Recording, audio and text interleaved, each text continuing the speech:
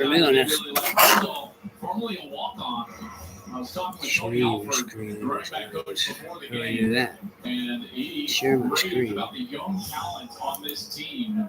Marsh really at the forefront of that with his quarterback, Bryce Underwood. Second down and 6 at the 44. And Excuse me, everybody. I'm trying to figure these things out. I tell you who's raved about Tony Underwood. Jerome Moore. Well, anyways, You know, hey, Coach Alford. hi, how you doing, y'all? This afternoon, sitting here watching the Michigan Northwestern game. Was doing yard work earlier, and so I thought I'd come on and say hey and show you around. Well, kind of show you around. I can't really. I'm trying my laptop, or not my laptop, yeah. So you can probably hear the game in the background. I should probably turn that down. I'll turn that down. So right now it's 14-9. They're second and 11. So we'll see what's going on, but I can't believe it's only 14-9. But right now outside it's cloudy. It's warm today here in Michigan. And today's it, though. After this, the bottom falls out and winter starts to show up.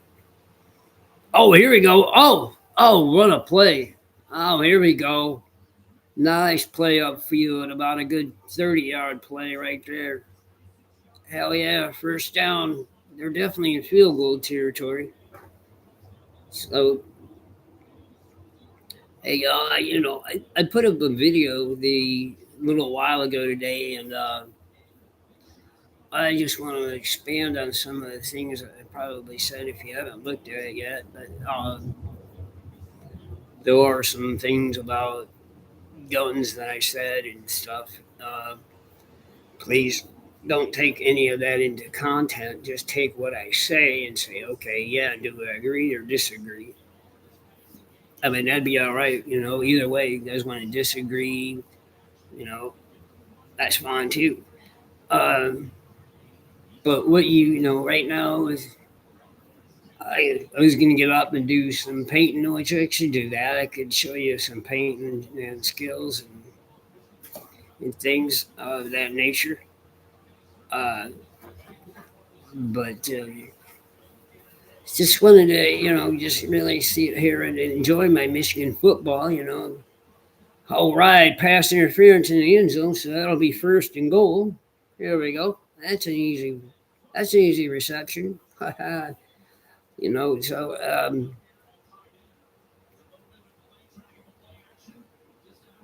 yeah, it was it's the university I've always been known and associated with my whole life. I mean, I'm not an alumni person, or I'm alumni of their transplant unit. Yeah, of course.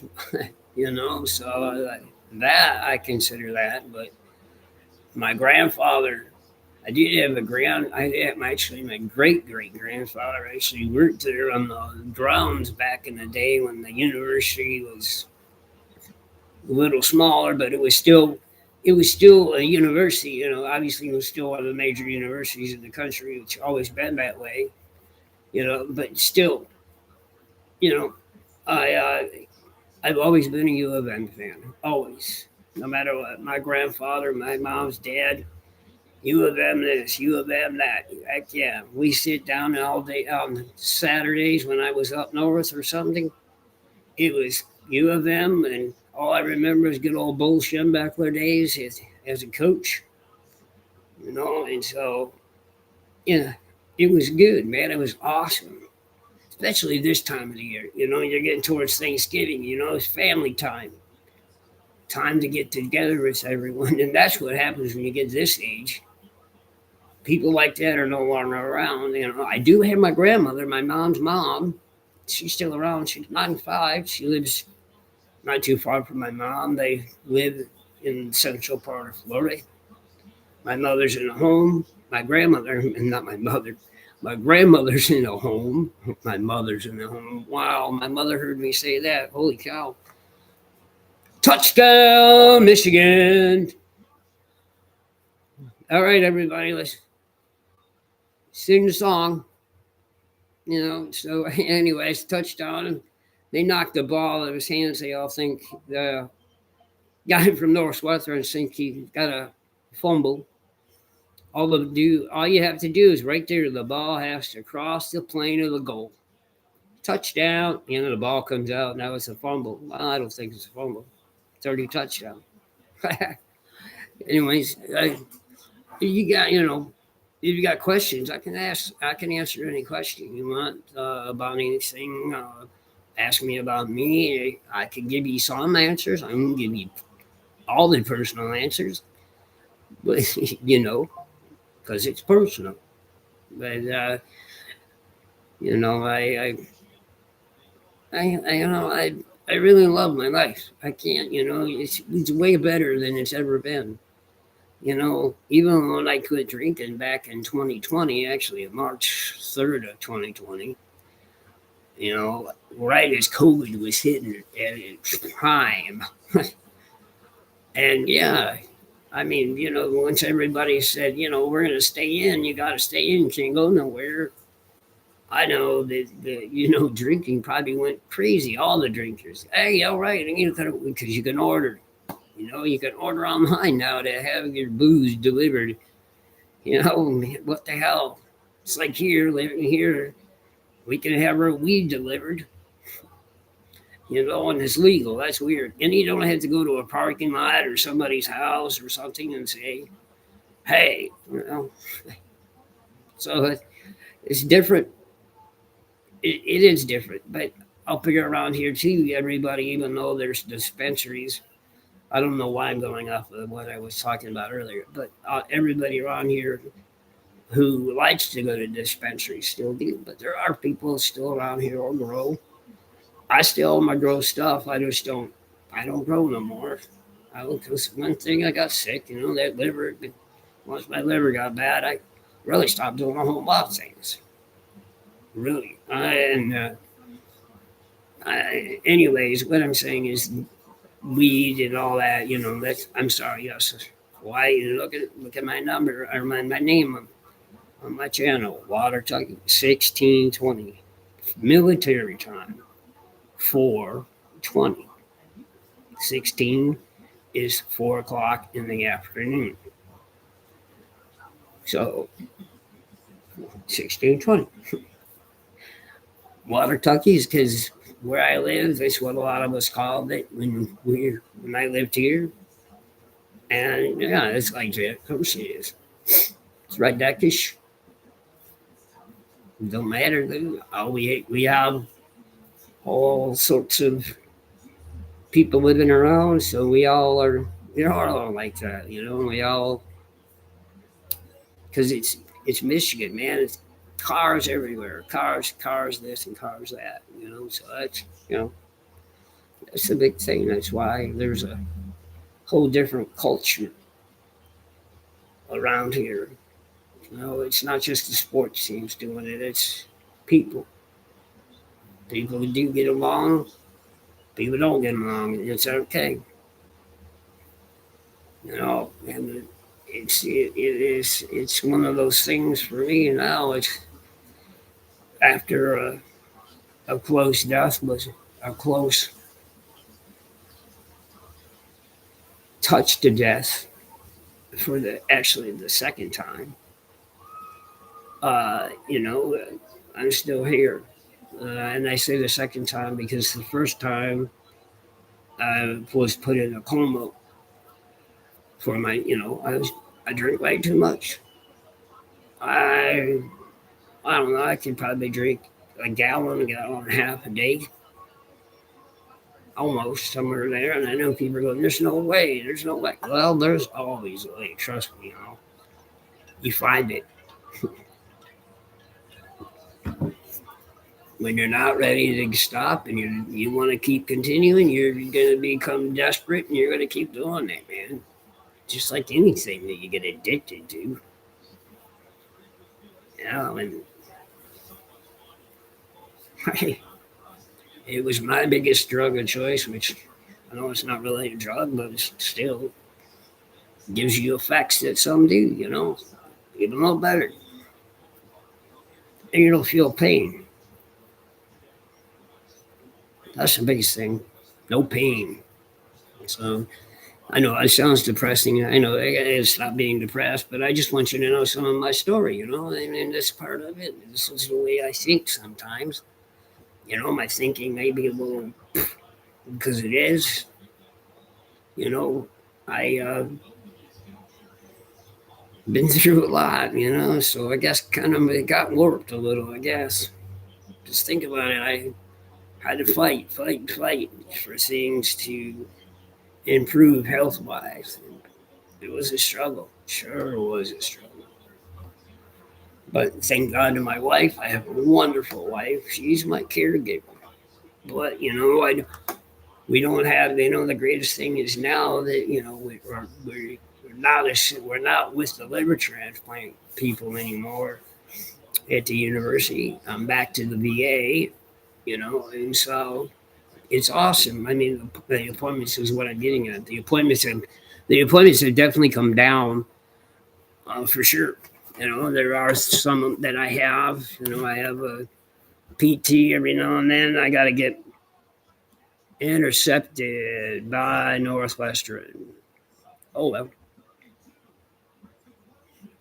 shit happens. Oh, it happens. Oh, sorry, but hey, anyways, what I'm getting at is that my days that I have are better than they've ever been. I'm out here in my garage every day. You can ask my wife. I'm out here all the time. I'm really actually what I'm really trying to do is work on my channel, work on myself, work on uh, what I can, and go with it, and go with what appointments come up, which are the basics now, pretty much. I still gotta go get blood, that's a monthly thing, or when the liver, when my liver doctor I have now at the VA, he and his and his assistant, when they see something different in my blood results from the last blood test, it's always all right. Go get more blood. Gotta get more blood. It's one of the biggest things for me. I got used to a lot of needles. I can't even use my left arm because my left arm is actually scarred up. If you can see it right there, that's all scarred up from IVs. I had two of them blow up in this arm, so I was subjected to use my right hand all the time. My right arm got bad. I mean, I was this pain, I felt like the days when I used, I hit everything. Yeah, I know. I'm not the perfect human being in the world. I never will be. The only person I know that's perfect is the one that I know. We can call him God. That's for me. That's the only human being that's perfect. Besides maybe, I'll say Jesus. Yes, Jesus sacrificed a lot, but it's like there's a lot more that was sacrificed for every one of us. Sorry, y'all. I had a piece of my wire wheel sitting in my chair, and it was poking my ass. Yes, I was getting poked. They didn't feel good either. No reach around either. Just kidding, y'all. I know little humor. What the hell? Gotta have humor. Normally, I usually have a lot of it. That's for sure. I do, and right now, it's trying to develop a lot more than just the humor. What I'm saying is, the opportunity to be here today and saying things to y'all or whoever's watching or you ever feel like watching. Um, if you do, man, go ahead, like and subscribe, and I'll give you more, definitely more of me, of course, all the time. That's what you'll get. I'll give you little bits and pieces of info and what I can talk about, I guess I should say, and what I don't feel like divulging, I guess, until later, whatever. So, because I'm getting all used to is being in front of the camera, being in front of people, letting people see me, and, all the people that I've noticed that, of course, I always check on my analytics on everything, so I know who's watching where, what devices, where at, how long, all that stuff. And I'm pretty sure you all heard that from other creators and everything, where they say, yeah, you can check everything and where it's at and what's at and who's at. So that's that. I think that's really cool, to know. So that information really kind of makes you feel good. It's like, all right, people, thanks, because trust me, I support quite a few channels to myself. I subscribe to a lot of them. And I even, if any of you ever use Patreon, I get on Patreon too. I have a couple of channels I really really support.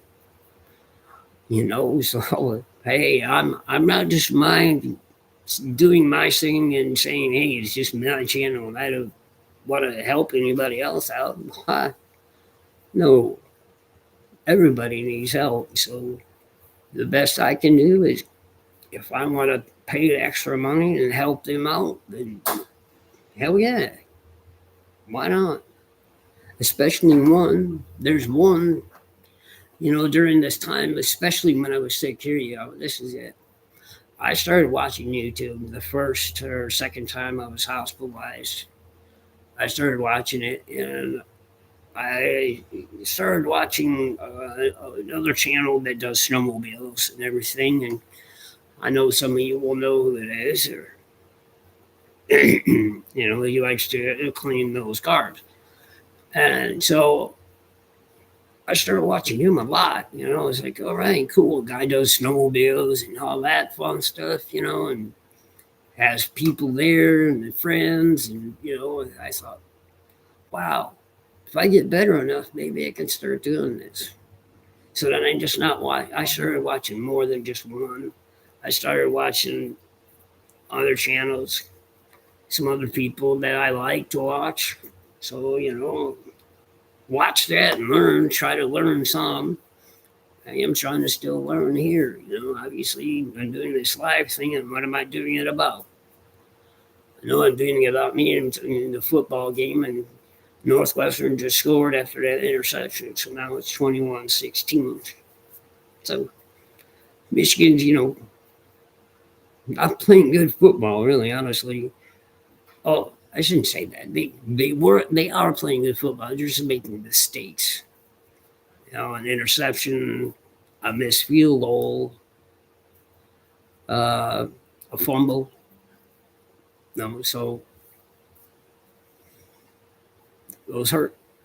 Anyways, I'm not in here to beg for help or anything. That's what I'm getting at. It's just like I just want people to know that I support others. And all those people who have subscribed so far to me. I've gone back, and most of them all have channels, and I've subscribed to pretty much all of them. I've answered all comments. Just trying to do what I'm supposed to do as a human being and reach out and let people know and say, hey, thank you. So, it's like, it's for me, it's Veterans Day was around. It was awesome. Everybody's saying thank you, thank you. It's great. I get that a lot when I go out in public and I'm wearing something that somebody sees and says, "Hey, thank you for your service," or I get somebody to come over, don't even know them. They tap me on the shoulder. "Hey, thank you for your service." It's like, wow. That stuff to me is really weird and different because when I was in, that was never done. Not at all.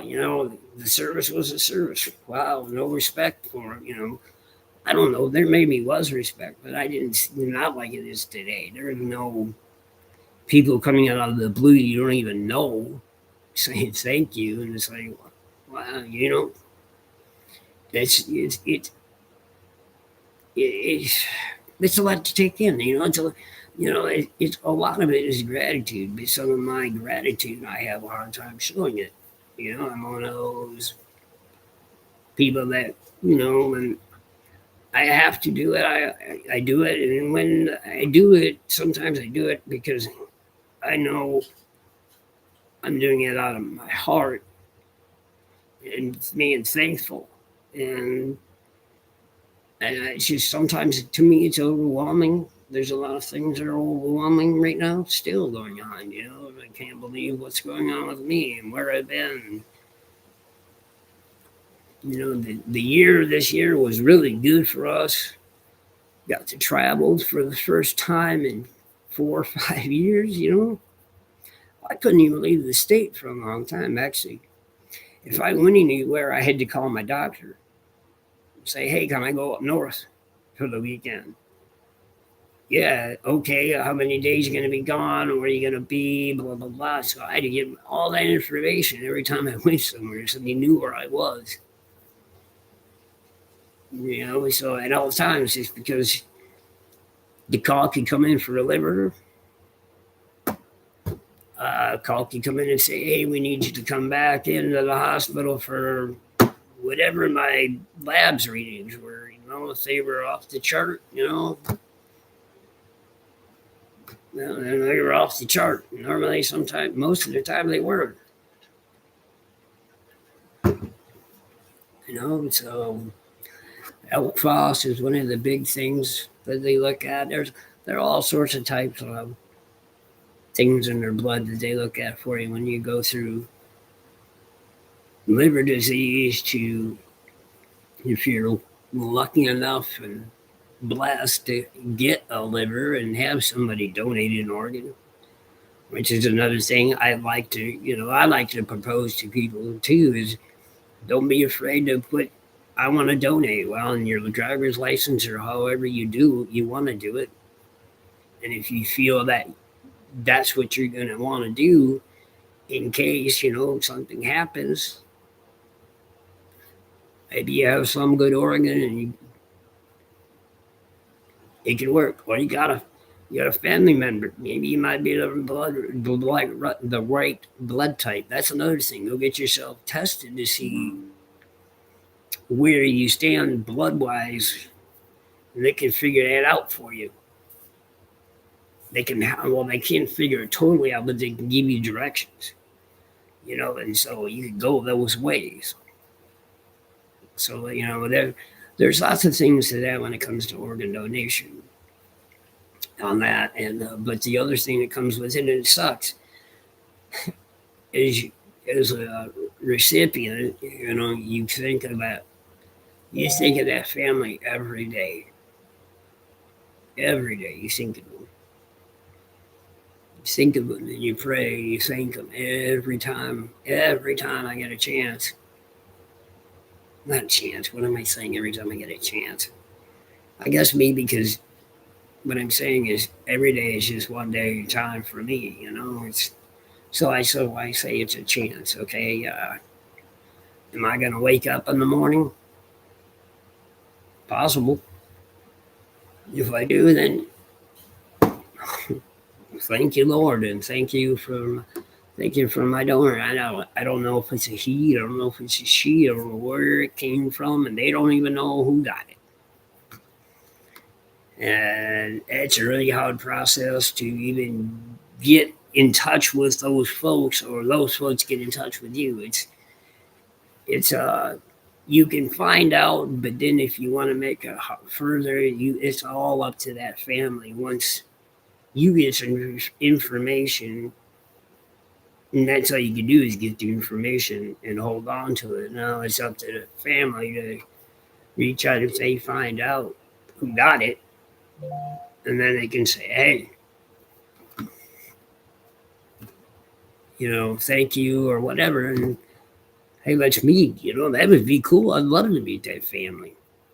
Hell yeah, man, that'd be awesome. I give them all hugs, love them all, and take them in as my family. It's you're part of my family now. You are part of my family. You've been part of my family because I have a part of your family inside me. So it's funny. I'm just sitting here thinking I'd love to show you all my scar, but I think being alive probably not a good idea, and I really don't want to even try to do it in a video. I just don't want people to have, there are people out there that don't like stuff like that, and it grosses them out, scares them, whatever, So, but it is a cut. It goes like this. Actually, it's a cut like this here. I'll kind of stand up a little, but it's a cut. It comes right across here, and they peel it back like about that much, and then they do their thing. Then they didn't staple me or nothing. They just glued me back. And then I put a bunch of bandages all around me. And I, was being told, you're going to be here for at least a week. And I was only there for 4 days. That's how fast I wanted to get out of the hospital. I'll tell you, that's how much the stubbornness is up here going, sorry, y'all, man. I'm getting out. I'm getting out of this hospital. I have a couple of my thumbnails I put up with me and put in my walker because I have a walker. I still have it. And that walk is the day after I got out of ICU and I went to my room, and they were telling me, "Oh, you got to get up. You got to start walking." And I was like, "My ass ain't getting up and walking." And they said, "Well, if you want to get out of here, you'll do that." Sorry.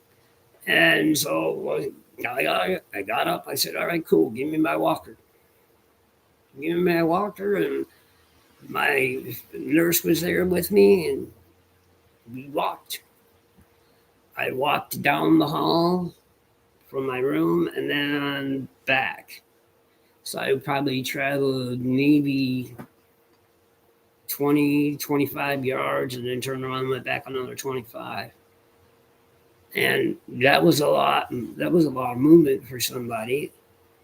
And of course, I could feel it. Trust me. I was breathing hard.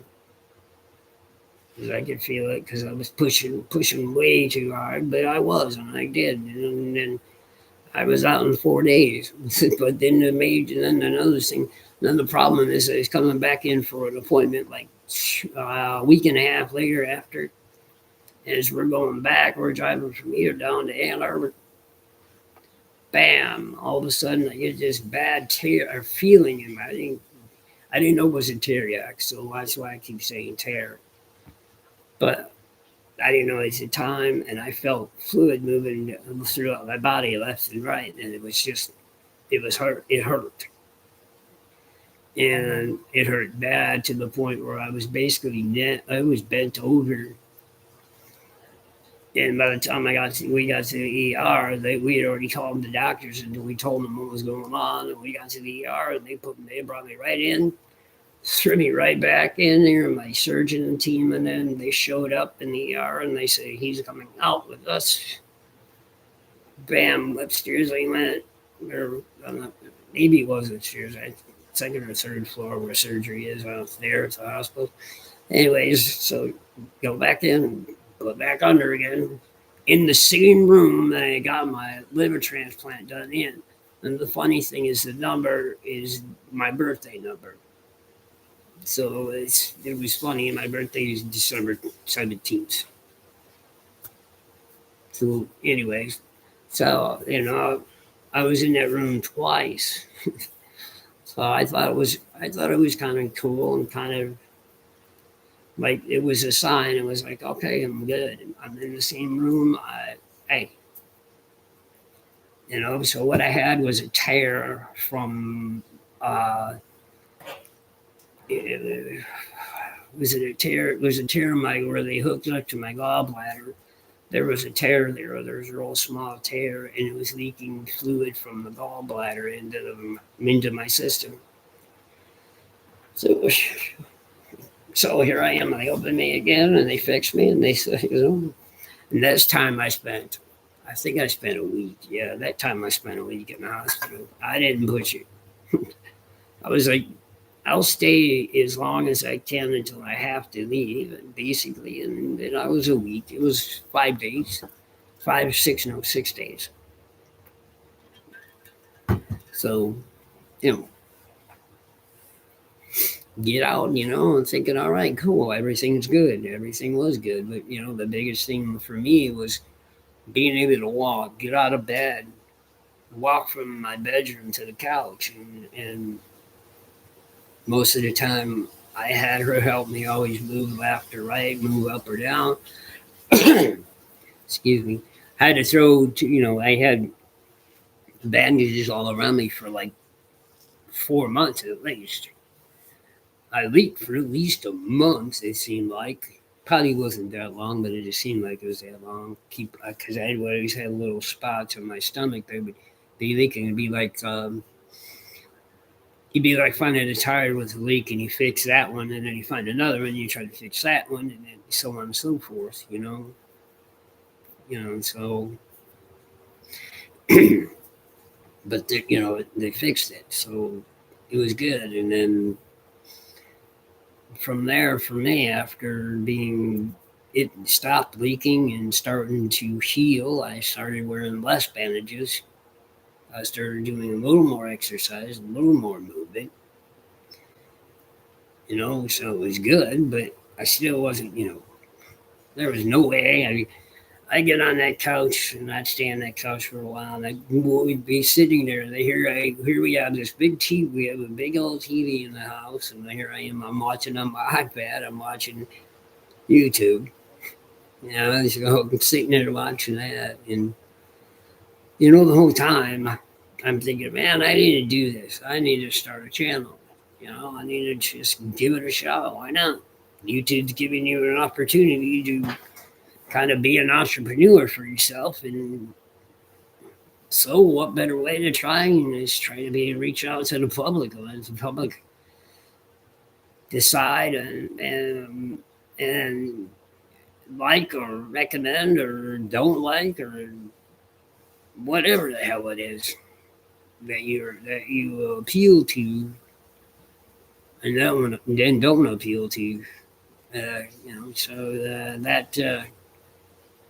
that said, I just want to continue doing what I wanted to do up here, thinking, hey, this is one of my things. When I received the liver, that's what I was going to do. So here I am. I'm doing it.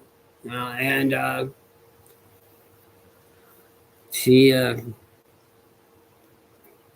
the days are, I pause because sometimes I got to think, and that's the other problem. That's the other thing that I still suffer from, and that's because, too,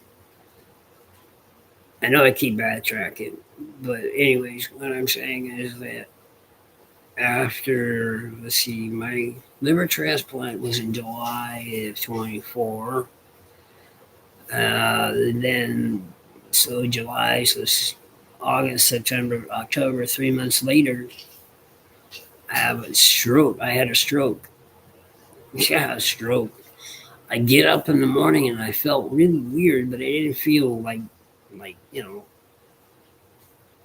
the only thing that was weird is my talking was really. I couldn't do anything. I couldn't say shit.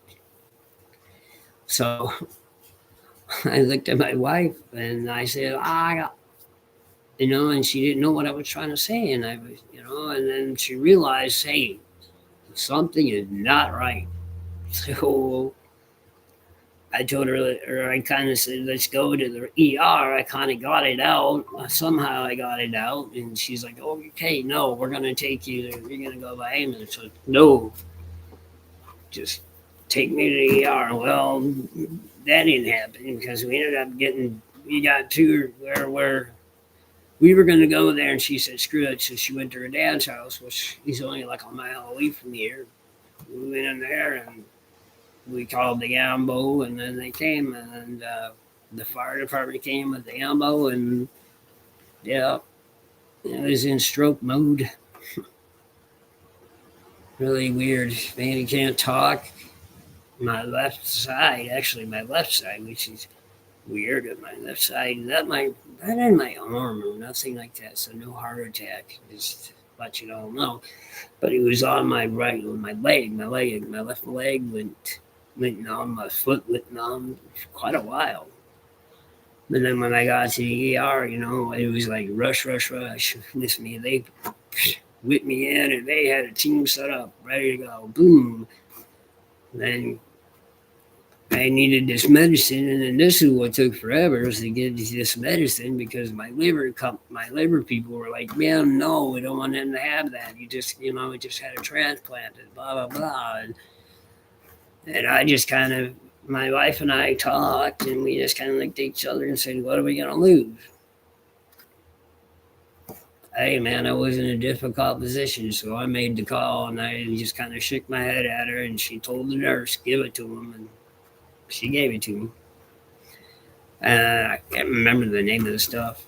See, can't remember the name of the stuff, and see, that was a problem for me after a week in the hospital and getting out and going and trying to remember things again a little bit, and talking was my biggest thing, my speech, which I still have some of that effect. It's way better than it was, for sure. But no more than that. That's it. That's all it was. So, but in time, like I said, probably when the thing is even during the winter, I just bought a new sled or new used sled, and my wife is like, what do you think you're doing? I'm like, well, I'm buying a sled. I'm riding this winter, and there I am without a transplant recovery, out of stroke recovery. And here I am, I'm going to buy a sled and go riding. And I did. Hey, what the hell? And the funny thing is I think it helped because I paid attention. I always pay attention when I ride my sled. Any sled I rode, I always paid attention no matter where I was. Because you don't know where something is lying low. And I don't want to lose it from here. I don't want to be that short. Be fine. A little head dance around like this. Hey, what's going on? But hey.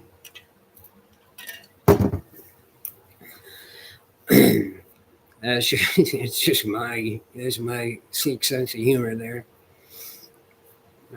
My warped mind, and then, like I said, it worked. The riding that sled helped. It really kind of gave me my focus back. Kind of gave me the opportunity to say, "Hey, I can do this. I can really do this."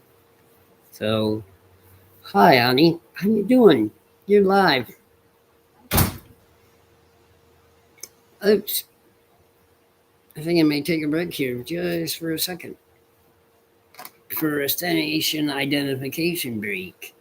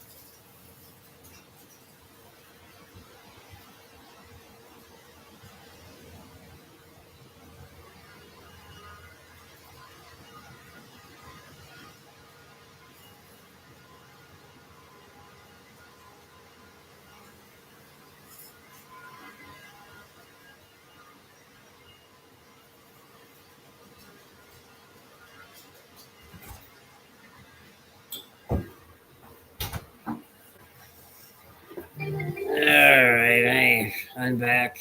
I gotta make some noise. I gotta shut my garage door.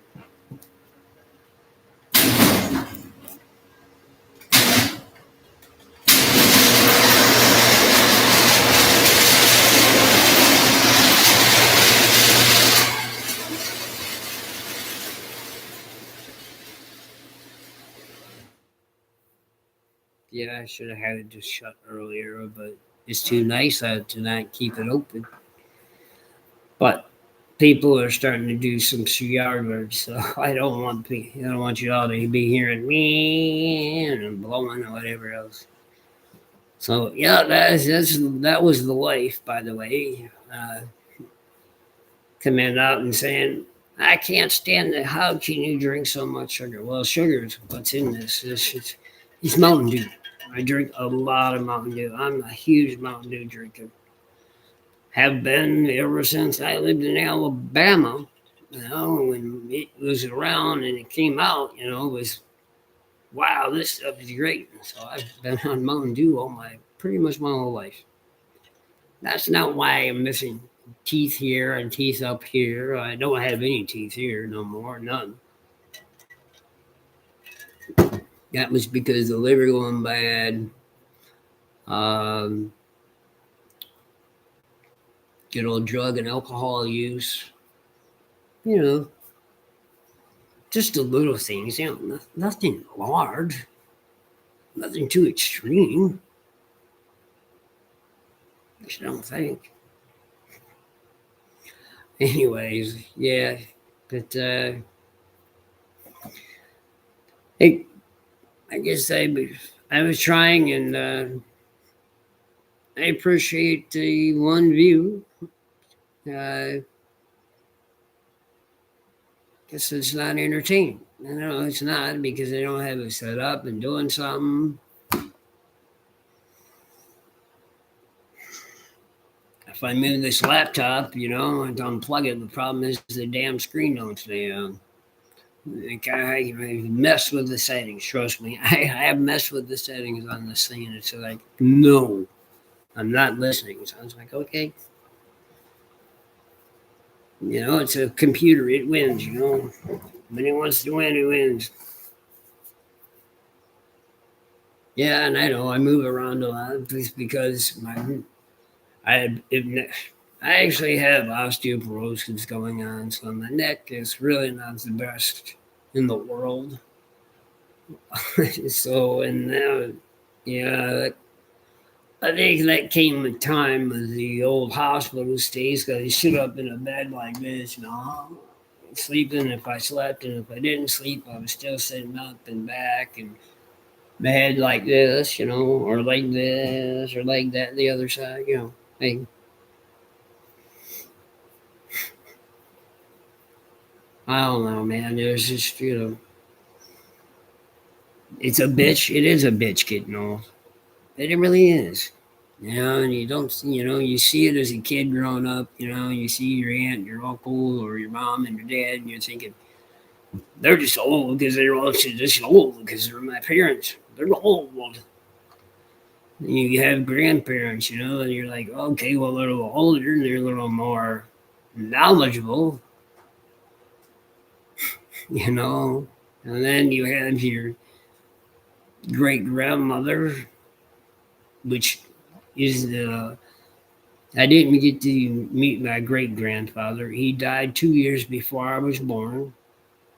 Um, Died of heart attack. He was working. Died. Pink. Died. Fall. And so it sucks.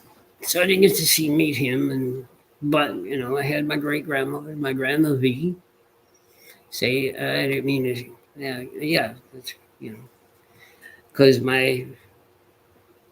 actually that side of the family is from Greece, Macedonia. Actually, I started in Macedonia, and then went from there, and they came here. Obviously, some did,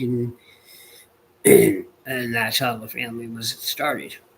So, And it goes back further than that, I think. I haven't been to Greece. I didn't get a chance when I was in service to get over to the Med, honestly.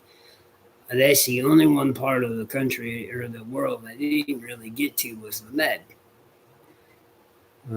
So, I would have loved to gotten to Greece at least once. I could see because I do have family still there. I have my aunt that I speak to a lot, and so it's cool. I'll get over there once. One of my things on my bucket list is to get to Greece and get there and see some of that country, see some of that countryside, see some of the beauty, see some of see it all, see the bad, the good, and the ugly. Doesn't matter.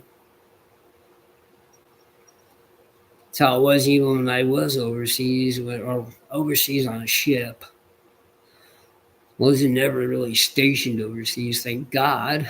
I really that I liked, but we definitely, like I said, when I overseas, and it's different overseas. Definitely in any country you go to, there's things you can't do. There's things you shouldn't do. There are people that don't like. I hate to say it, but there are other people in other countries who do not like Americans whatsoever. So it's like you go to, like when I went to Singapore, you couldn't get a cab. Them guys would not pick you up. You had to walk and find the subway station or the train, get on the train to go wherever you were going to go. And you're only allowed to go so many places anyways, and there were other little things like, if you spit in public in Singapore, you go to jail. Seriously, you go to jail. So think about that. All you guys who dip and you ever go to Singapore, don't be spitting on the sidewalks or in the streets. Cops will see you, you're in trouble. I know it's weird, some of those places have funny ways of they live, and it's a traditional way, which I get it. We kind of take tradition and we kind of make it different in some ways, I guess. So anyhow, now I do miss the Navy. I'll tell you that. I miss going on the ship. I miss going overseas. I miss being with the guys. I miss being down in the hole, down in the engine room, hot, sweaty engine room, steam everywhere, noise everywhere. Didn't matter the weather conditions outside, because I guarantee you down below, it was always 120, 130, maybe even 140 degrees at times. So it got freaking hot. And that was because most of the boiler was propulsion on the first ship, and on the second ship it was a diesel propulsion for me. But we had a boiler because you gotta have a boiler on a boat. You gotta fucking turn the seawater into drinkable water. Potable water is what we called it on a boat or on the ship. And so you've got to make sure that that's there for cooking, showering, cleaning, whatever. So you got to make sure you do that. That's one of the biggest things. Is doing that, and I miss working on boilers, and I loved it. I got it down to an art, man. Me and another guy, man. I remember this guy, and I know his name, but I'm not going to say his name because I never know. But anyways, him and I worked together as a team, man. We went to town on our own boiler on our one side because there were two main spaces on the diesel propulsion ship. There's actually two main spaces too on the aircraft carrier. They're like this. The main spaces are like this. One's here and one's there. One's called 1 and one's called 2 or whatever. Now, so we were on our main space was basically more on the starboard side, of the ship, and the port side of the ship was main space too. And so, uh, in ours, him and I, we worked every shift together running the boiler, and we just broke the boiler down piece by piece to learn every part of it. And then we learned how, our filtration system that we had. We had this filter, the thing that was probably about 3.5 feet tall, probably at least 2 feet wide, if not more. And then inside there was a strainer. And then you take that strainer out, and that's when you have all your little sea creatures. And you take it over to the side where the bilge is, and we had hoses down there, and you wash it, you clean it out, you get rid of them. And that was a common thing, especially you had to check it every time. Well, you had to check it at least 3 to 4 times, depending on the trip. Now, depending on if we were only going to go off for 4 or 5 days, you might do it twice, 3 times, because usually, it's always a constant system. So you just have to shut down stuff to get to it. So when you shut down stuff, you have to shut down other stuff, and that turns off things in the boat. So then you have to let people know that this is happening. You just can't do it and say, hey, we changed it, we cleaned the filter out. No, it affects everything. You got things you got to shut off. People have got to be aware. So it's a process. So that's why the process is done like weekly, because it isn't really a weekly maintenance check. Because we do have this. If anybody's heard of the MSDS, which is about thicker than that probably now, I don't know. I haven't seen one in a while, but you went by that. Good old OSHA. Yeah, they even freaking told us what to do on this boat. That sucked. But oh well. And if people want to know, did we dump stuff overside? Yes, we did. Sure did. Stuff that was no longer in use. The government deemed it no good. We don't want it. We're not going to sell it. So chuck it. So yeah. I'm not gonna lie. I'm not gonna say I didn't see it, because I did see it. Because hell, even on the carrier, my first 3 months there on the carrier, you have to mess cook. You have to go down and work. Basically, you could get assigned to the main deck, the main mess. Then you have the chief's mess, and then you have the officer's mess. And then, of course, the captain's all by himself, but he does sit with the officers. So guys get assigned from there all the way down. Well, I got lucky. I started off actually in the main mess, but I started off as the guy doing all the supplies. So I was always down below. I was always down working in reefers and everything like that, putting stuff away, stacking it here, putting the old there, putting the old that. Anyways, I had a buddy of mine who worked in the airframe shop, and the airframe shop is a body shop for a plane. It's airframe, see, airframe. Anyways, so he worked in the chief's mess. He put a word in for me. Guess what? I left the main one. I went to the fucking chief's mess, and man, was that awesome. Best time I had, man. Mess cranking with the chiefs. Hell yeah, man. They had it nice, man. They set the tables up. It looked like like you went into a dining room at some fancy restaurant, and they'd all sit down, eat, and you'd serve them, go on to serving, basically being a waiter. You'd set it up, everything. You'd prepare food. You help the cook, because there was only one, and then there was 2 other people to help him in the back. And then there was just me and myself and another guy, and the guy that got me into the Chiefs vest. Anyways, what I'm getting at is the food was better, way better. They brought stuff in with them for dinners and stuff like that, or snacks and shit. And man, you'd eat like a king. It was good. It was really good, and you got in with some people, you know, chiefs, senior chiefs, master chiefs.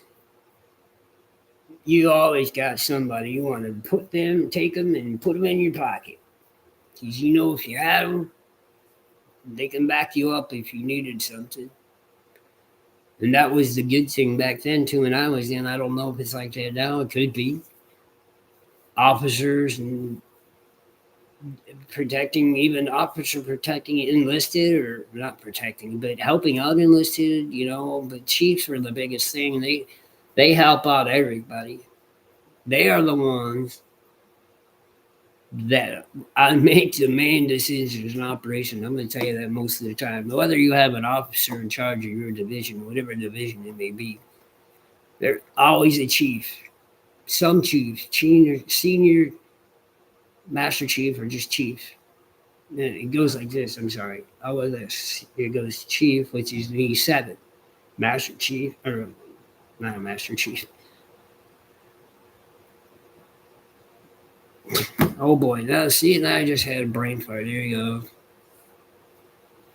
Senior chief, sorry. It goes chief, senior chief, then master chief. The master chief, as far as you can go, is enlisted. Unless you want to cross over to become an officer, which you could do. Which guys have done. I know some master chiefs that have done that and become officers. You know, so, but anyways, they were the people you always really reported to, and those are the ones with all the experience. So those are the ones that helped you the most, more than anything. But I did have a few officers. I actually had a chief warrant officer at one time in charge. Man, he was the best. He helped everybody out. Man, it doesn't matter. And he went with you to the bar or whatever. He hung out. You could go to his house. He'd barbecue. He'd grill out. Man, that was awesome. San Diego that was my first duty station, and I loved it out there. I really did. California's great, yeah, but it's expensive to live, man. It's not cheap. Being in the service helped, you know, because you get base housing, and man, it's cheaper. If y'all know about base housing, it isn't bad. Could be worse. You could be living out in town and renting an apartment for $2,000 a month. Nah, I don't want to pay $2,000 a month. Not to live in an apartment that's smaller than my bathroom. I know I'm exaggerating, but that's what it feels like. You know, that's just what it felt like for those apartments there. They were small and they were inconvenient, man. They weren't convenient inside, you know. Anyways, you know, those are some of my memories, you know, and then, man, you know, and the other thing, I have a lot of good memories, man, honestly, I really do. I was not a camera guy, never took odd pictures. A lot of it, I left it up here, and then, well, yeah, things went wrong in my life, and anyways, I've had a great time, and I do miss the service. I really, really do. You know, when 9/11 happened, man, I remember I was working third shifts. I just got home. I was getting ready to go to bed. I had taken my shower and stuff. I come out, and they were saying, "Hey, the towers have been hit by a plane." Okay, you know, and then when I came out, that's when the second plane hit the other tower, and I was like, no way, that just not happened. There's no way that did not happen. Well, it happened. And I was like, boom. And when I saw that happen, the first thing I did, you know what I did? I called my freaking detailer that I had when I was in.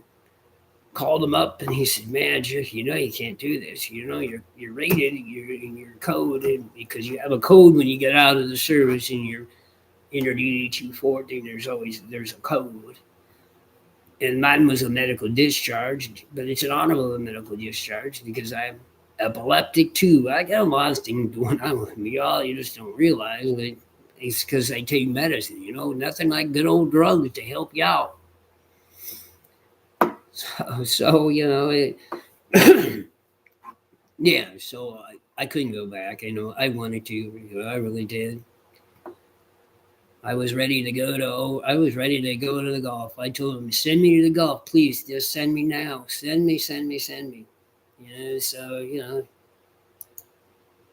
I really wanted to get out there. I really wanted to find him. I really wanted to fucking shoot the guy if I could. I'd want to be the first one to put the bullet in his head. Yeah, but hey, it didn't happen. So we got him though. I mean, it took us too long to get him, but in my mind, I'll be honest, we could have got him way sooner than we did.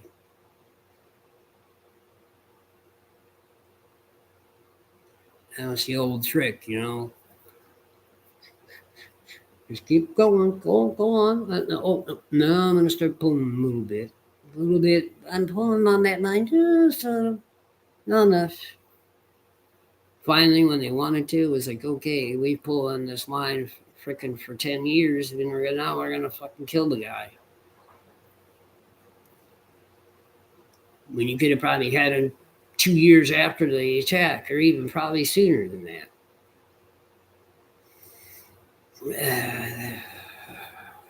See, I'm sorry. I mean, I love my government, but I just sometimes some of the things, the common sense of people is really gone, and that's part of the problem with them. And there's no common sense. And when you lose that, you think stupidly. You just don't think smart because you gotta, I had to learn that myself too, guys. I didn't learn that in a day. I didn't learn that yesterday. I'm learning that today. Every day I'm learning that. It is what it is, and there's things I cannot do or say about it. I mean, I can say what I want, but is anybody going to do anything that can really do anything? Probably not. It's like, when you want an intersection change in your town, and, there's been like freaking, I don't know, 2 or 3 accidents or some fatality accidents. And then finally, we're going to put in, we're going to make it a roundabout, or we're going to put in some different type of signaling so everybody knows, stuff like that. It has to take something majorly drastic to happen to make changes. And that should never happen. Now that's the other thing. Michigan wins 24-22 into the game, field goal by Zavada. Yes, wow, they walked away from this game, guys. Northwestern, we should have put up more points than what we did. That's for sure. Oh well. Hey, hell, we're now what, 8-2? Yeah, 8-2. Because no, they were 6-3. They. I just watched this. See what happens because I'm talking and I pay attention, and when I talk and I pay attention. So it's that attention deficit or thing going on there, y'all. A little like ADHD or ADD. Either one, it doesn't matter to me. I'm just not, either way, they won. So it's what they need to do. They need to come into playing Ohio State winning. So I think, that's what's got to happen. I think we got Maryland next. I think it's Maryland and then Ohio State. So we go on the road to Maryland. That's it. See, I can remember that, but I can't remember their freaking record. Hello. I know they've only lost 2 games. I know they're 8-2. They should be 8. Yes, it's 8-2. So now, like I said, they got to win against Maryland, and then they got to show up against Ohio State at home here in Ann Arbor. Them coming from Columbus, yay! Ann Arbor will be a freaking madhouse that weekend. So I remember I was in the hospital last year when Michigan played Ohio State and beat them, and it was a madhouse. My wife came to visit and said it was so hard for her to get even to the freaking parking lot to come into the hospital. It took her forever. So if any of you all have been there to the big house at all, you'll understand what I'm talking about because of where it is located. That is the big thing. No, so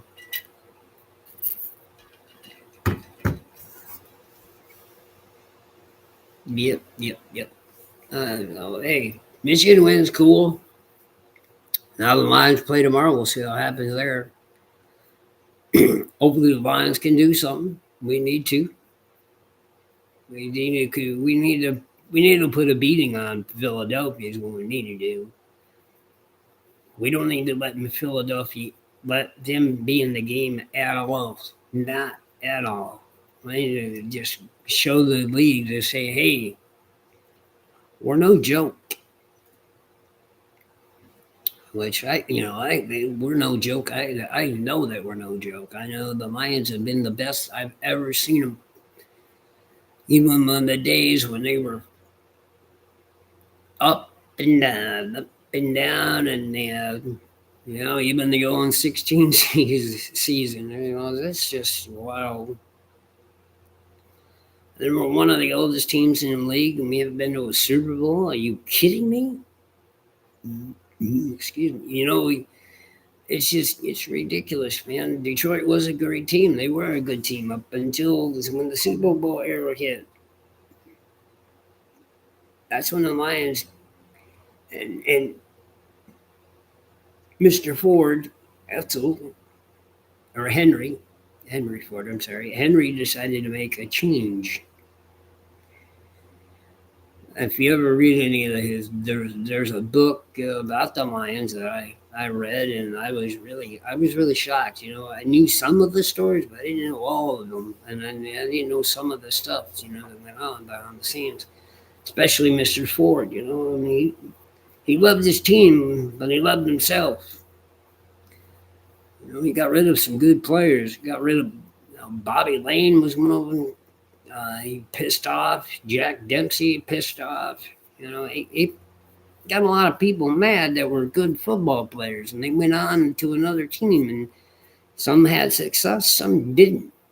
But Detroit decided, hey, we're gonna work this way, and we're gonna be this way, and that was his game. That was Mr. Ford's plan. To have a football team, yes, but to be successful, no, it didn't matter. He just had a football team. So, when you don't really care that you have a football team, well, I guess when you got players that back in the day when they worked and played football, they held a job and they played professional football. And then when they got to the point where, okay, professionals are professionals, they shouldn't have another job. That's when things changed for the Detroit Lions. Is Mr. Ford was like, I got to start paying players, and I'm not going to pay the money that they all want. Not like other organizations that were developing and coming into the league and saying, hey, we're willing to pay the money. I mean, think about it. Green Bay was the first team in the league. They made changes. They made changes. Look, they won the first Super Bowl. They come from Detroit's division. So that tells you Detroit was good that year.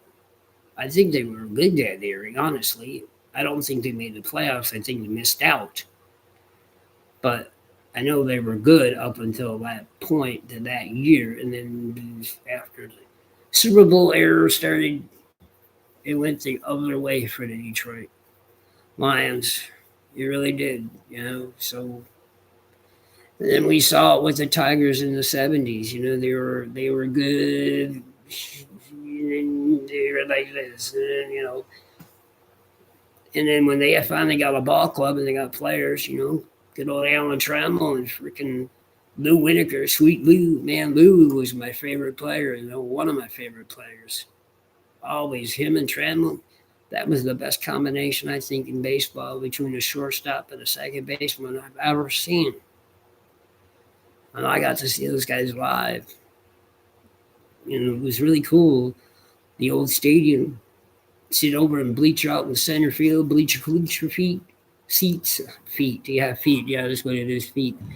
You had to sit out there in bleacher creature seats and have fun. Everybody could scream, hoot, and holler. They could, you know, you could smoke and everything in the ballpark. Then, you know, right there at your seat, you know, whatever. And everybody kicked around. Yeah, back then, even the beach ball was then. It was going around back then. That was like that was early '80s for me. When I started going to ball games, actually, as a kid, I don't know. I might have went to a ball game in the '70s. It would have been '78 or '79, but I don't think I did. I don't think I went until like '81 or 80, maybe even '80. I might have went to one game in '80, but once they got better, you know, we started. My dad would take me to a game. You know, I'd have to ask Dad, "Hey, Dad, can we go to a Tigers game?" Yeah, all right, yeah. But he wasn't the dad to go, "Hey, want to go to a Tigers game?" Like, yeah, sure. I mean, once in a while, you know. But anyways, no. So I got to see a lot. I got to see Kirk Gibson hit one over center field where we were at the bleachers, across the street, and it was an Ace Hardware building at the time. It was a hardware, or what was Ace Hardware's uh, storage building, I think. And he hit it out of the ballpark on that roof. And it was like, wow, I've never seen anybody hit a baseball out of a freaking stadium. You know, especially that stadium back then.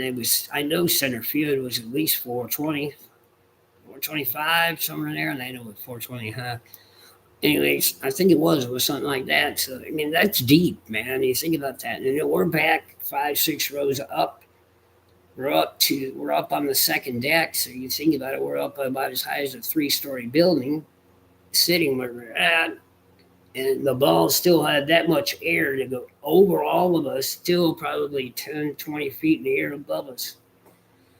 And then I ran, and a bunch of us kids, we ran up to the top, man, and we watched you standing at the fence, because there was a fence that went across there. It was just a shitty fence, too. But you would stand on this fence, you know, and watch that ball, boom, it bounced down the roof, and it stayed there. It was like, holy shit. I don't know what it was. I don't know if it was like 468 feet or something, or 50 something feet, 450 something feet. I don't know. Some stupid record. You know, at the time, I think it was a record at the time. I think somebody's beat that since. And I don't know if it was a Tiger. It might have been another player from another team. I can't remember. I don't know.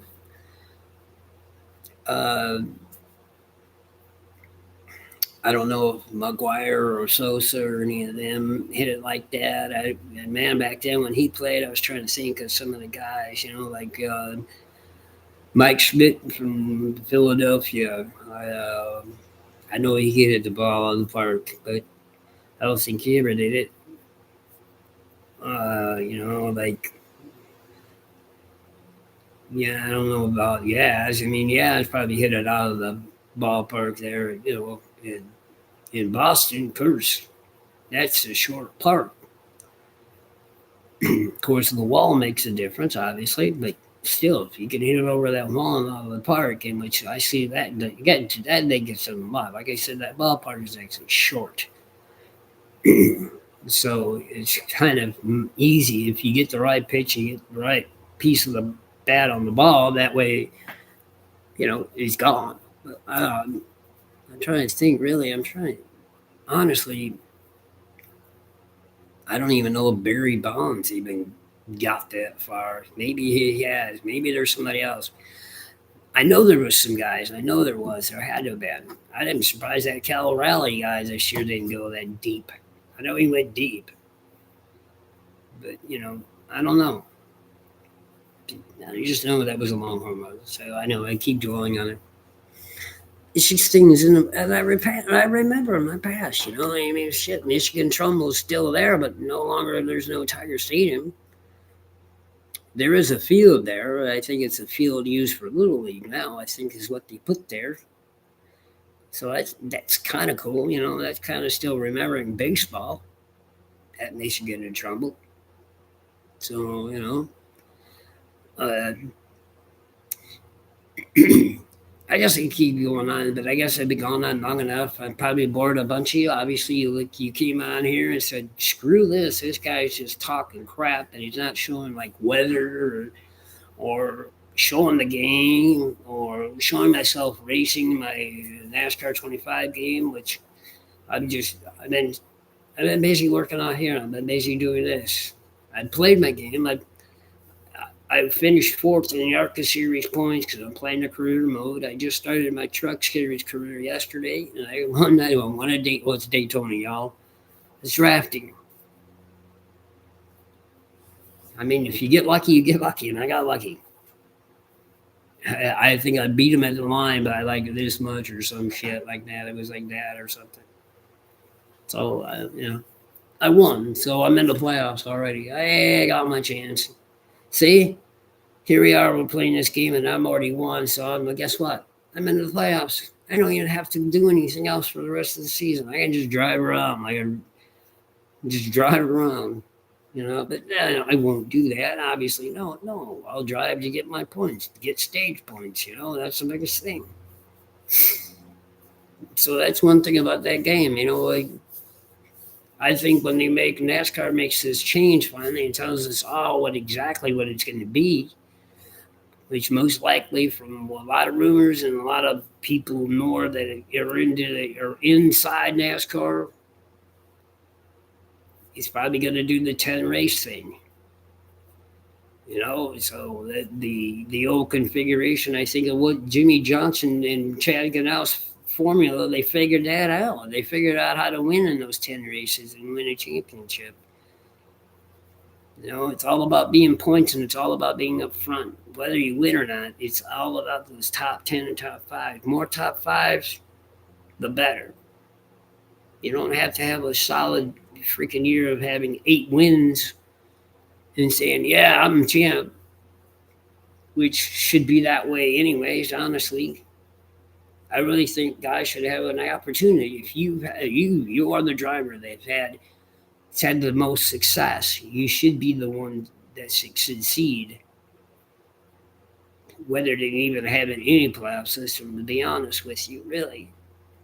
The biggest thing I think what they should do is do those like they did last year. They did that in challenge, the in season challenge thing. I think they should do that twice. Guys racing for $1 million, you'll see racing. $1 million, man, in your pocket. No, I know the money will probably most likely, no matter what, went to the race team, some went to the driver, and some went to the owner. you know, but still, it doesn't matter. The thing is it would create. I think it would create really good racing because you could do it at the beginning of the season, don't have it for a while, and then towards the end you do it. You get added towards the end to the champion. You say, hey, here you go, you're gonna run, and you guys, you could put the what is it? They did well. You do the first. What they did is the first 26 or whatever, 25 people in the points. Do that, and then at the end of the season, instead of that, you're taking the top 10 or top 12 guys and saying, all right, you know, here's $1 million to add on top of it. Go out and win the championship. and you ain't got to worry about doing any freaking. I win and I'm in, and now I can drive around the racetrack the rest of the season and not do a damn thing. Kind of thing. I don't know if guys really do it. I don't think anybody does, but I just know that there's,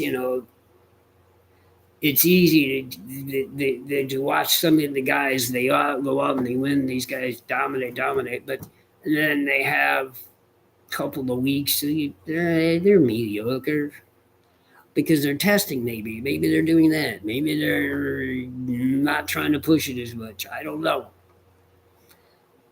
So now you got to make it better. You got to make those guys have to push. Want it. That's it. Wanting it. Man, that's kind of like me wanting it. I want it. Yeah, I do. I want it. I want things to be good. I want things to go well for anyone and everyone. So. Why can't NASCAR drivers take that same attitude during a race and say, "Hey, look, man, I got to win. I got to have good finishes. I need to be consistent. That's it. You got to be consistent across the board." And I'm not to say that's not an impossible task, but it's really hard, especially racing. You just don't know, man. You could have, you could have a bad race. You could have a wreck, DNF. You could have a parts failure, engine failure, whatever have happened, and it goes, and then because my boy, I've seen him the last 2 years. He's been consistent. He won a couple of races this year. Yeah, he made the chase. Chase made the chase, and not Briscoe, number 9. The one guy who replaced this guy the first time on the 24, Jeff Gordon. I know the light's in the way you can't see it, but it's Jeff Gordon. And then of course he changes his number to 9, so I don't blame him because that was his dad number. So, yeah.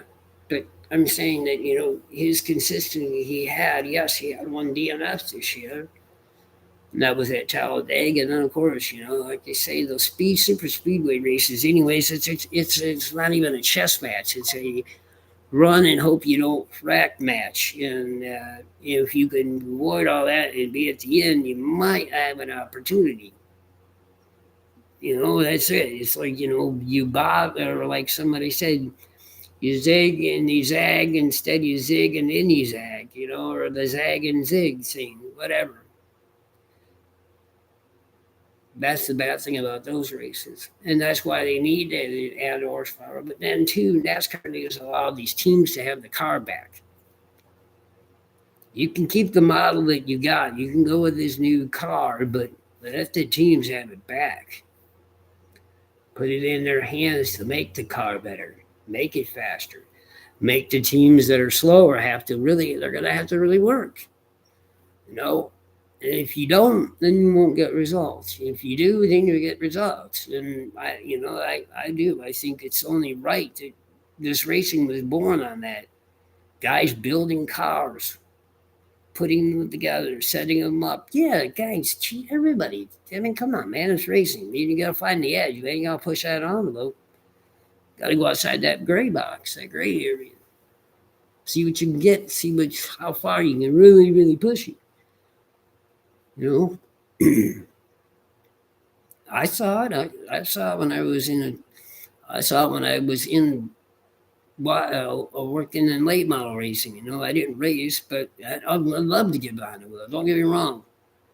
I'd love to get behind the wheel of a real car at any racetrack. I would not be afraid to go to any car, any racetrack, any club car, and take it for a ride with my setup, not theirs, mine, and see if it works. And so, hey, that's just my thinking. That's just what I do. I do that, and Yeah. But yeah, I started off working late model over in Nashville at the Nashville fairgrounds.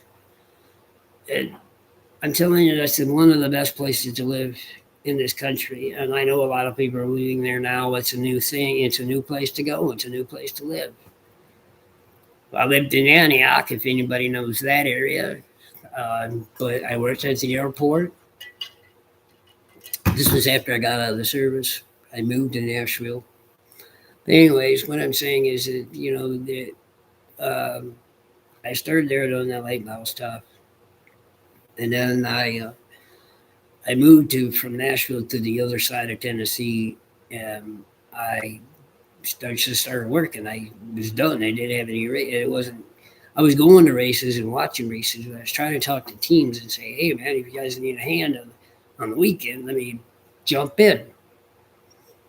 You know, didn't quite happen. I got to, my first wife, and I would go to, because definitely in Tennessee you have bunch of short tracks everywhere, bunch of dirt tracks, of course, dirt tracking everywhere, which was awesome. I love dirt racing. Nothing like it. Nothing like getting that mud and that dirt up in your mouth and everything, and you leave and you feel like, hey, you know you need a shower because you're covered in that dust from mud. So anyways, I put at the time there was a website for NASCAR jobs. So I looked down there and I happened to see a guy was in Florida working. He owned a team and needed some people. So I sent him application or resume and things, and he called me back and he said, "Hey," and we talked, and I moved to Florida, and and so worked on that team for a while, and then got out of doing that for a while because my wife didn't like me gone. I was already gone enough as it was when I was at the service, and then there was other things to do it too. Anyways. Uh, so I got out of it, and then when I moved back, I came back from Florida back to Tennessee. I ended up meeting this guy who did tire services for the Bush Series. At the time, it was the Bush Series. So I'm like, cool. Oh yeah. So I'd go with him. We'd go over to North Carolina. We go into old Rusty Wallace's shop, and we did tire stuff in the back of his shop. So we dismount all the tires, take all the way, throw all the tires out, or actually we'd have wheels, rims. I call them rims. Everybody calls them wheels. Whatever the fuck it is that a tire goes on. Okay, so we would take them and clean them up, repaint them, re-sticker them if they were usable. Because we fix the lug nut holes, we fix the lugs, we would retap the lugs, clean the lugs out and everything. Because guys they want the lugs back, they would reuse them. Yeah, for sure. And I know it sounds weird, but yeah, and guys would reuse them, and you clean them all up, and you put them in a bucket, and you bring them with you, and you divvy them out as you set up. Because when you got into a racetrack, you did everything on a Sunday night. On Sunday night at about 3 or 4 o'clock in the morning, you were loaded up. You were going to a racetrack because you had to be there by Wednesday. No matter what, it was Wednesday. You had to be at the gate 8 a.m. No, earlier now. I'm sorry, 6 a.m. when it was still dark out, and be there to get ready to unload because we had to get in there. We had to unload everything, put everything where it goes, where Goodyear wanted it, and then you leave. You go outside of the park, the racetrack, and you stay there for the weekend, and you watch racing for free because you go into the pits because you got passes. Because you get a hard card. NASCAR gives you a hard card, so hey, go where you want. So I would. I'd go over and I'd talk to people on certain teams and get to do things for them. Ask them if they need a little extra hand here and there, and I would. help guy do his gas, or something. Take the cans to. Was it Sunoco still then? Yeah, maybe it was. I'm not sure. But anyways, yeah, take it to them, and they'd fill them up, and then you take them out, and then you put your nozzle, the male end in that goes to the female on the receiver off the gas tank, and yeah, you put that stuff on, and then you set them where the guy or the fueler wants them, and you set them in his spot for him. That way he's set up and he knows what he's going to take over the first time when he goes over the wall. And the same with tires. I would go through, and if tires needed to be checked, go through and do that checking thing. You see the guys with the torch, and you little gauge, you're checking the depth, seeing how much tread you lost, because you always check them before you do it. Every tire is always checked. That's why you see those lines and stuff on tires, tape. It's because it's the point of where they checked, and then it's that point too. They're setting up the guys that do the tires. They want certain colors of tape in areas, so they know when they grab that tire, every time they're going to turn it and run it to that point, and they know that's their on point. So there's no misjudging on it. It's a repetitive motion. Trust me, because I've done it. I've done that. I've actually done the tire. I've done tire changing. I did it in the truck series. I was front tire changer, but I didn't do the gun. I was tire carrier, basically. But then there was times I did do the gun because we didn't have anybody that could really operate a gun. Because I hate to say it, yeah, we had guys that weren't that athletically able. They didn't have the athletic ability to do it. I did.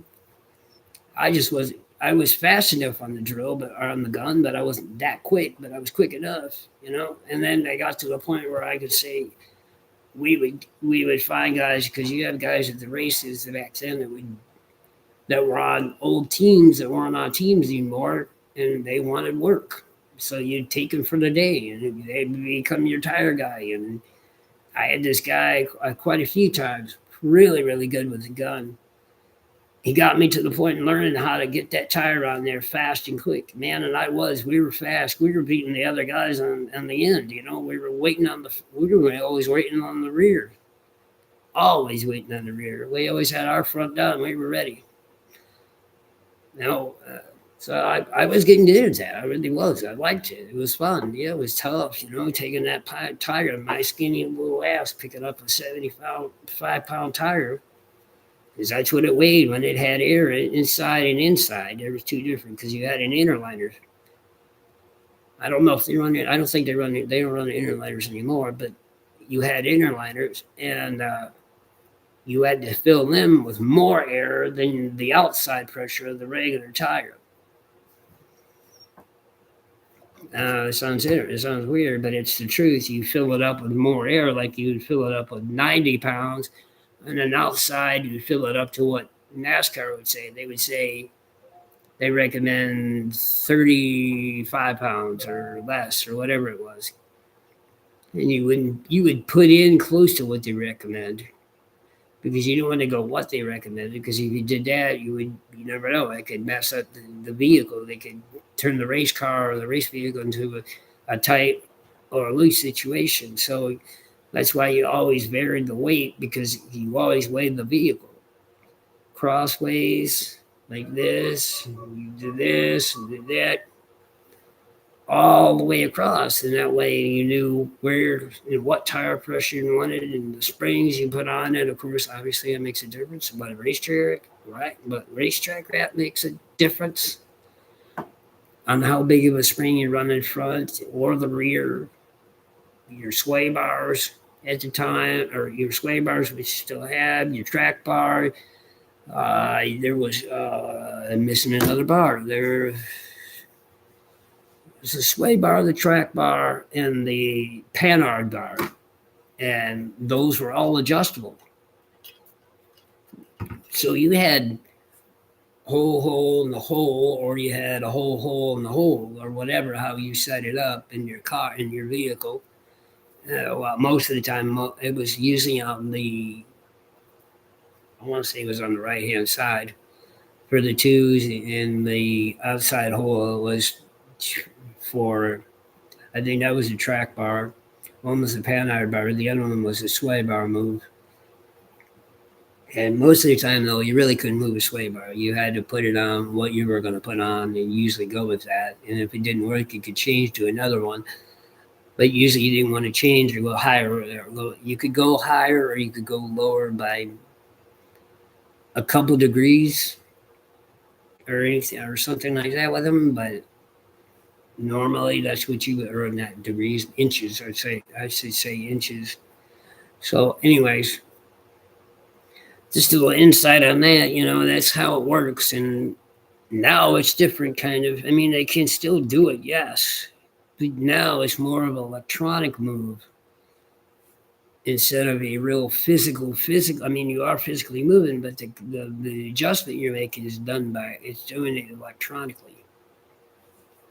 So it's not like then where you just went in there, you threw 2 rounds in her down or whatever, and then was like, okay, go see if it worked, and you just knew. Now that car, now you can only go half. I seen guys do half. I seen guys do 2 or 3 rounds in or out, but that's if your car is really fucked up. A lot of guys won't say. A lot of guys would say that. I mean, you're a guy seeing us driving like a bus, or it's all over the place. It's driving like we're on ice. And then, that's where it varies, and it varies at the racetrack. It varies on the condition of the racetrack. If it's concrete, if it's asphalt, but they do that makes a total difference, and a lot of people sometimes don't realize that, but it does. I mean, it really does make a difference, especially for a race car. Now, your street car, yeah, not really. Honestly, it depends how you drive your street car, though.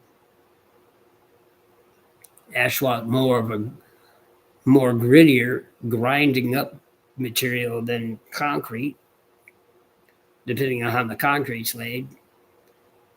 So, but it does make a difference. It does make a difference, and I know a lot of people that watch NASCAR now, and some of these folks that are a little younger than me in this generation, that want to like a NASCAR and want to be a part of NASCAR because maybe you had family that got you into it, friends, maybe you got yourself into it. You thought, oh man, this would be cool. Yeah. So it's a great sport. I love the sport. I've always loved NASCAR. Being inside, being an insider for a while, it's great. It's awesome, but it is hard. It's stressful. That's fucking for sure, man. You miss out on things. You do miss out on things sometimes, and you're on the road a lot. Yeah, and you're everywhere you go, especially during the summertime. Doesn't matter where you go. It's hot and humid all the time, man. And that's the biggest thing especially when you work on a team and you're standing there in your gear and or whatever you had at time for us, it was wear what you could wear. Don't worry about wearing no helmet because you didn't wear no helmet. You wore gloves, yes, you wore gloves because you did not want to burn your hands with a freaking burnt tire, or not just a burnt tire, but the brake key. If you're at a short track or an intermediate track or anything like that, or the brake is used, obviously it's going to be freaking hot. It's hot no matter what. So, anyways, sounds like I got my neighbor up, wasn't a weed eater or somebody weed eating. Hey, well, I guess, anyways, I'm going to get off here. I'm trying something different, and if any of you did watch or whatever, respond. I didn't see it. I wish you could have. I wish some of you would just say, "Hey, Jeff, this isn't what you're cut out for yet," because you don't have. I'm not sponsoring anything. Not really. mean, I'd love to. Some of the guys and I got, like, there's a card up there above my garage door opener. That guy there helps me out, gives me a lot of parts. But I wish I could say it in music, but I would. And I got another guy too with that. But I just haven't gotten the balls to say, hey, man, I don't want to say sponsorship, because if I do, then that means, hey, I got to pay it. No, I don't want to be paid.